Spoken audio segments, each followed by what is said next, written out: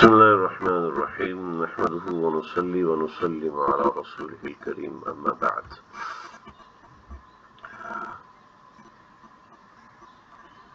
لمسجد أسس على التقوى أحق أن تقوم فيه رجال يحبون أن يتطهروا. صدق اللہ العظیم. مسجد نبی صلی اللہ علیہ وسلم کی ایک تاریخ ہے. مسجد نبی صلی اللہ علیہ وسلم وہ مقام ہے جس میں آقا علیہ السلام نے اسلام کی تبلیغ کی ایک الگ بنیاد رکھی. مسجد نبوی وہ مقام ہے زندگی بھر جس کی تعریف کی جائے تو زندگیاں کم پڑ جائیں، مگر مسجد نبوی صلی اللہ علیہ وسلم کو بیان کرنا ممکن نہیں. مگر جو حضرات مسجد نبی صلی اللہ علیہ وسلم میں آقا علیہ السلام کے پاس حاضری دیتے ہیں، ان خوش نصیب حضرات کے لیے میں تھوڑی سی یہ کوشش کر رہا ہوں. اللہ اس کوشش کو اس کامیابی قبول فرمائے. یہ کوشش صرف مسجد نبی صلی اللہ علیہ وسلم کی معرفت کے حوالے سے ہے کہ ہمیں مسجد نبی صلی اللہ علیہ وسلم کے کچھ مقامات سے آشنائی ہو جائے. سعودی حکومت کی طرف سے یہ ورچوئل کمپلیکس بنایا گیا ہے، تو میں نے ارادہ کیا کہ اس کے حوالے سے آپ حضرات کو تھوڑی سی رہنمائی کر دوں. یہ جو مقامات ہیں ان مقامات کو ہم دیکھ لیں، سمجھ لیں، تھوڑا سا اس سے معرفت ہو جائے. یہ جس جگہ ہم کھڑے ہیں یہ سامنے باب السلام ہے، چند سیکنڈ کے لیے نظر آیا ہوگا باب السلام. یہ باب السلام ہے اور قدیم دروازہ ہے.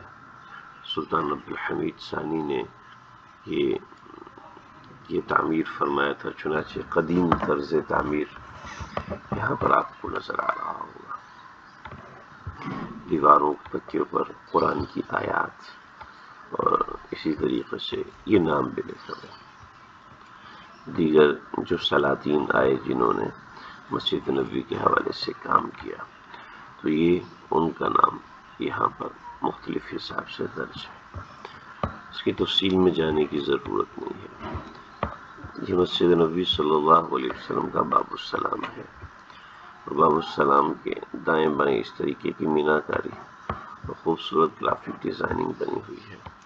اوپر یہ جو محراب ہیں یہ محراب بھی خلافت عثمانیہ کے زمانے کے بنے ہوئے ہیں. اور اس کے ساتھ یہ جو گلوبز ہیں، یہ جو آپ کو گلوب نظر آ رہے ہیں، یہ بھی خلافت عثمانیہ کے زمانے کے لگے ہوئے ہیں. یعنی یہ سمجھ لیں کہ آج سے تقریباً 300-400 برس پہلے کی یہ تعمیر ہے، جو کہ آج بھی بدستور ویسے ہی قائم ہے.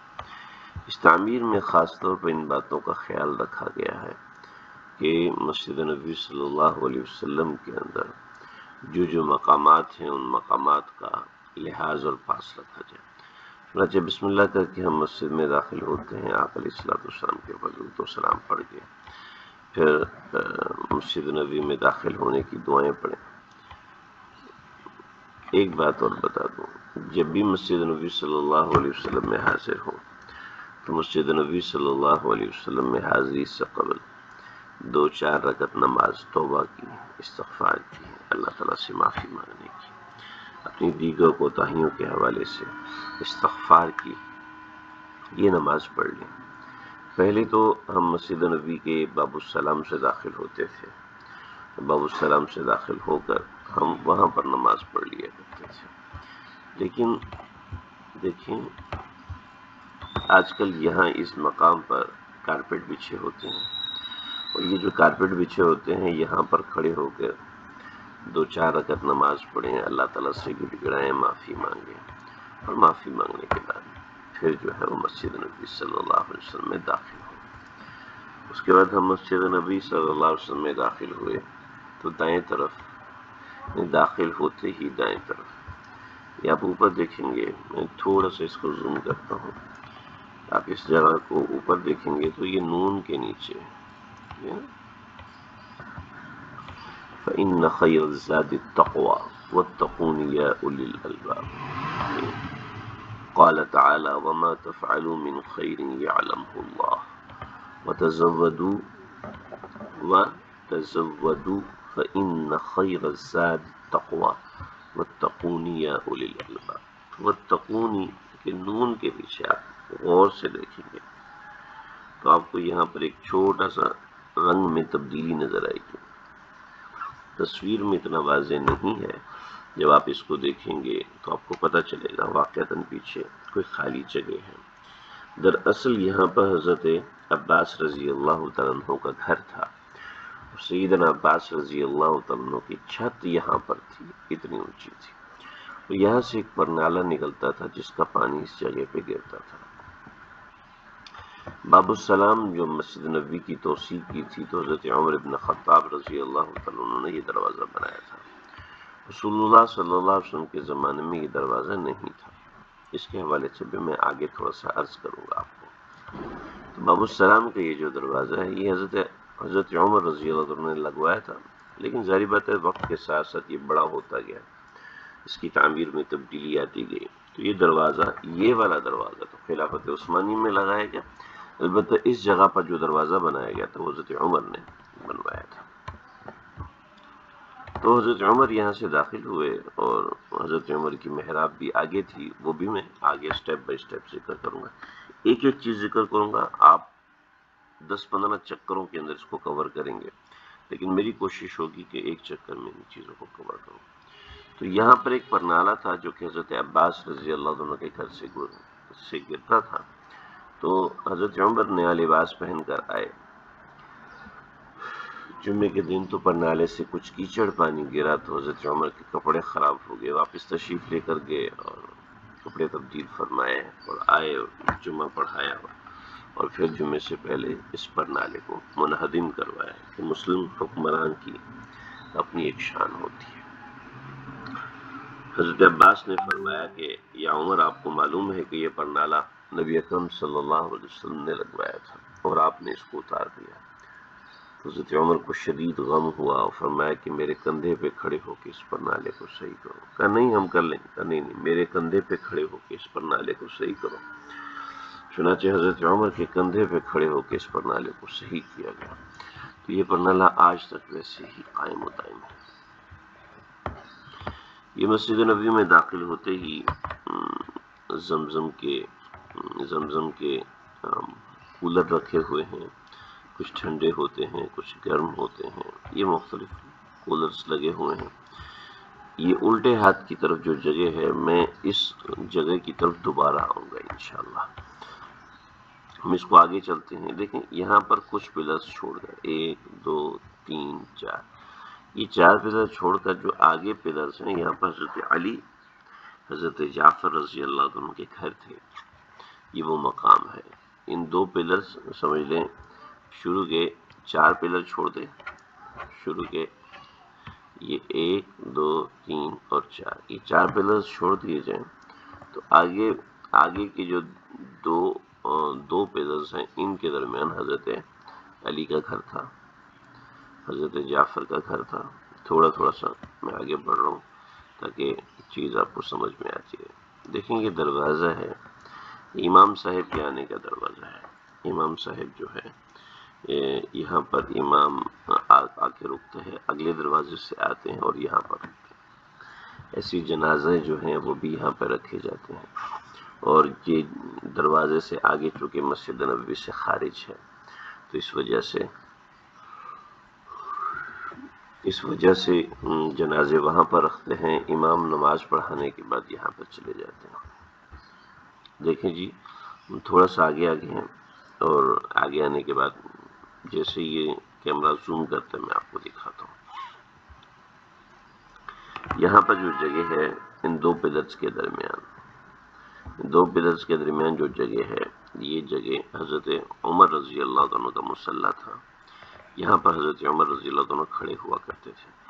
یہ تھوڑی سی تبدیلی ہے وہ یہ دیکھیں، یہ محراب ہے جہاں پر آج سے 3-4 سال پہلے نماز پڑھی جاتی تھی. اس کو محراب عثمانی کہتے ہیں.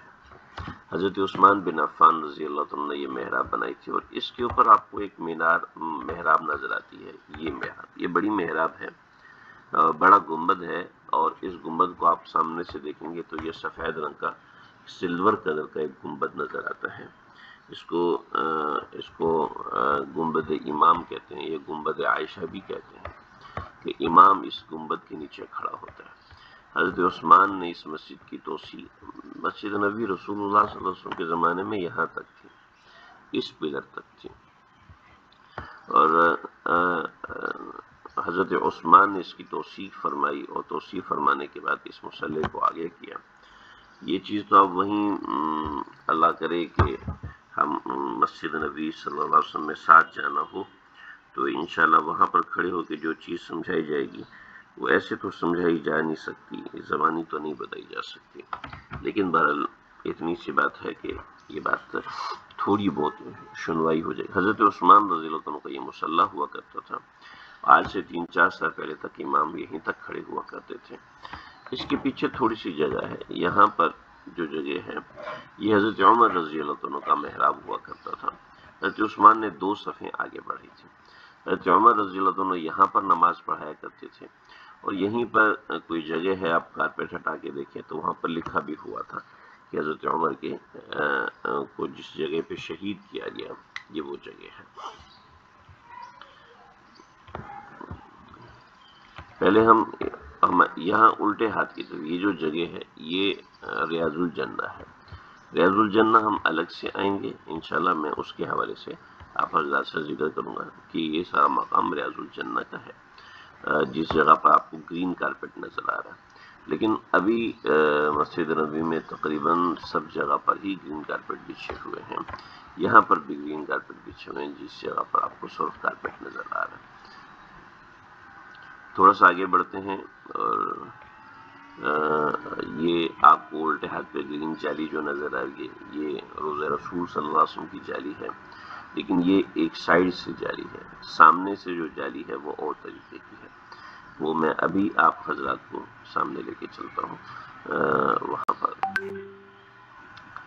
آپ صلی اللہ علیہ وسلم کی قبر اطہر کے بالکل سامنے، اس کے بیک سائڈ پہ بعض روایتوں کے مطابق حضرت حفصہ کا گھر تھا، اور بعض روایت کے مطابق حضرت اسما کا گھر تھا۔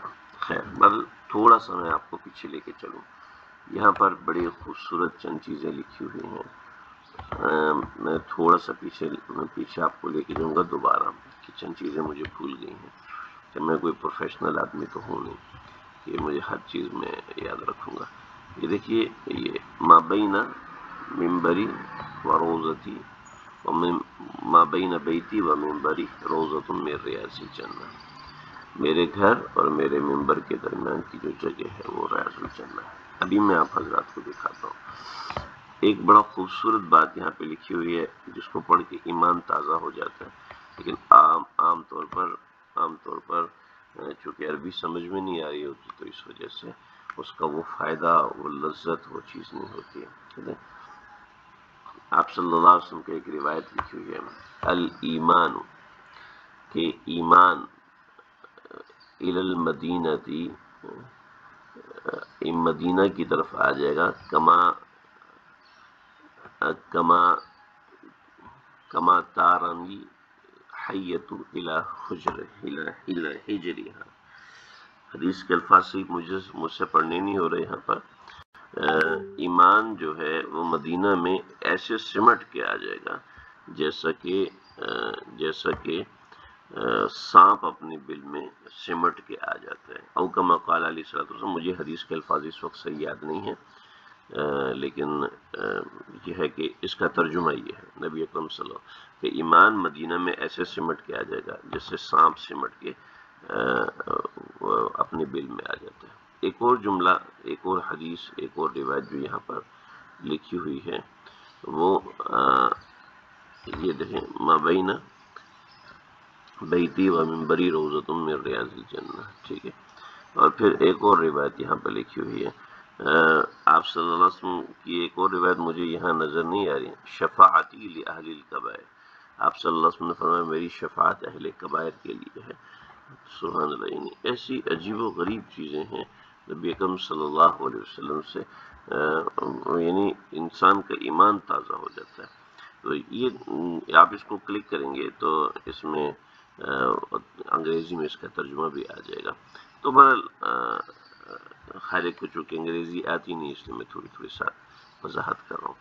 یہ ہم روزہ اطہر صلی اللہ علیہ وسلم کے سامنے حاضر ہو رہے ہیں، اور جب بھی آپ یہاں پہ حاضر ہوں تو کوشش کریں کہ استغفار کر کے حاضر ہوں. تھوڑا سا پیچھے کھڑے ہوں، درود شریف پڑھیں، استغفار کریں، اللہ تعالیٰ سے معافی مانگتے ہوئے جائیں. ہرگز یہاں پر موبائل نہ نکالیں. موبائل نکال کے ویڈیو بنا رہے ہیں، موبائل نکال کے اپنے رشتہ داروں کو دکھا رہے ہیں. یہ انتہائی درجے کی، میں یہ سمجھتا ہوں کہ انتہائی درجے کی ایک بدتمیزی ہے، انتہائی درجے کی ایک بے ادبی ہے کہ ہم روزہ اطہر صلی اللہ علیہ وسلم کے اوپر حاضر ہو رہے ہیں، اور روزہ اطہر صلی اللہ علیہ وسلم کے اوپر حاضر ہوتے ہوئے ہم ایسی بے ادبی والی حرکت کریں. ما كان محمد ابا احد من رجالكم ولكن رسول الله وخاتم النبيين. ٹھیک ہے جی. ان الذين يغضون اصواتهم عند رسول الله اولئك الذين امتحن الله قلوبهم للتقوى. وہ لوگ ان الذين يغضون اصواتهم عند اولئك الذين امتحن الله، وہ لوگ جو کہ نبی اکرم صلی اللہ علیہ وسلم کے سامنے اپنی آوازیں پست رکھتے ہیں، یہ ایسے لوگ ہیں کہ جن کے دل کو تقوی کے لیے آزمایا گیا. لہم مغفرۃ آیت کا مفہوم ہے. یہ ایک شخص روزہ رسول صلی اللہ علیہ وسلم کے اوپر حاضر ہوا تھا، اور اس نے کچھ اشعار کہے تھے، اور علامہ ابن کثیر رحمۃ اللہ علیہ نے ان اشعار کا ذکر بھی کیا ہے کہ نفسی فدا القبر انت ساکنہ، میری جان فدا ہو اس قبر کے اوپر جس پر آپ قیام فرما ہے. اللہ تعالیٰ ہم سب کو روزہ اطہر صلی اللہ علیہ وسلم کی بار بار حاضری نصیب فرمائے. یہاں پر کچھ اشعار ہیں، کچھ یہ اشعار لکھیں، کچھ یہ اشعار لکھیں. دو شعر لکھے ہوئے ہیں یہاں پر، 2 شعر کتابوں میں موجود ہیں. نبی اکرم صلی اللہ علیہ وسلم کے روزہ اطہر صلی اللہ علیہ وسلم کا یہ جو مقام ہے، یہ وہ مقام ہے جس کو مواجہ شریف کہتے ہیں. رسول اللہ صلی اللہ علیہ وسلم کی قبر مبارک اس مواجہ کے بالکل سامنے ہے. یہاں 2 جالیاں ہیں، یہ 2 جالیاں بیت عائشہ کی ہیں. بیت عائشہ کا جو کمرہ تھا وہ یہاں پر تھا، اور حجرہ جو تھا وہ یہاں پر تھا، یعنی کہ صحن یہاں پر تھا. اس میں کافی اختلافات ہیں، بہرحال میں آپ ان چیزوں کی طرف نہیں لے کے جاتا. تو یہ صحن تھا اور یہ کمرہ تھا. اس کے سامنے کمرہ ہے یا خالی دالان ہے. آج اگر آپ دیکھیں گے تو آپ کو یہاں پر کمرے کی ایک دیوار ٹائپ ایک جگہ نظر آئے گی. تو بہرحال میں دیکھوں گا کہ اس ورچوئل اسسٹنٹ کے اندر ہمیں یہ اندر لے کے جاتا ہے کہ نہیں لے کے جاتا ہے. انشاءاللہ میں ٹکٹ ہوں. تو یہاں پر اس مواجہ شریف کے سامنے کھڑے ہو کر درود و سلام پیش کیا جاتا ہے. اس کے اوپر لکھا ہوا ہے اخونا السلام علی رسول اللہ صلی اللہ علیہ وسلم. تو جو ہم نماز میں درود شریف پڑھتے ہیں، التحیات کے اندر پڑھتے ہیں، السلام علیکہ ایہا النبی ورحمۃ اللہ وبرکاتہ، السلام علینا وعلی عباد اللہ الصالحین، اشہد ان لا الہ الا اللہ واشہد ان محمدا عبدہ ورسولہ، اللہم صلی علی محمد وعلی آل محمد کما صلیت علی ابراہیم وعلی آل ابراہیم انک حمید مجید، اللہم بارک علی محمد وعلی آل محمد کما بارکت علی ابراہیم وعلی آل ابراہیم انک حمید مجید. اور اس کے بعد اللہ تعالیٰ آپ صلی اللہ علیہ وسلم سے جس قدر کلام کر سکتے ہیں وہ کرنے کی کوشش کریں کہ اے اللہ کے نبی میں آپ کی خدمت میں حاضر ہوا ہوں. یہاں سے سمجھیں کہ اگر آپ یہاں پر کھڑے ہیں تو آپ کے درمیان اور رسول اللہ صلی اللہ علیہ وسلم کے درمیان صرف 10 قدم کا فاصلہ ہے، صرف 10 سے 15 قدم کا فاصلہ ہے. تو یہ دیکھیں یہاں پر کھڑے ہو کے جس قدر ادب سے ہو ہاتھ نہ باندھے جائیں، صلاۃ والسلام پیش کیا جائے. الصلاۃ والسلام علیکہ یا رسول اللہ بھی پڑھ سکتے ہیں آپ. اور اس کے علاوہ اے اللہ کے نبی، جو آپ سے اللہ نے شفاعت کا وعدہ کیا ہے، شفاعت کے وعدے میں مجھ ناکارہ کو اپنا نام لے کر، اپنے والدین کا نام فلاں فلاں کا نام لے کر ان کو بھی یاد رکھ کے ان کو آپ صلی اللہ علیہ وسلم کو سلام پیش کیا جائے اور آپ کی خدمت میں جو باتیں ہیں وہ عرض کی جائے. اللہ اکبر. یہ جس جگہ پر ہم کھڑے ہو کے سلام پیش کریں گے رسول اللہ صلی اللہ علیہ وسلم، یہ جگہ حضرت حفصہ رضی اللہ عنہ کا گھر تھا بعض روایت کے بموجب.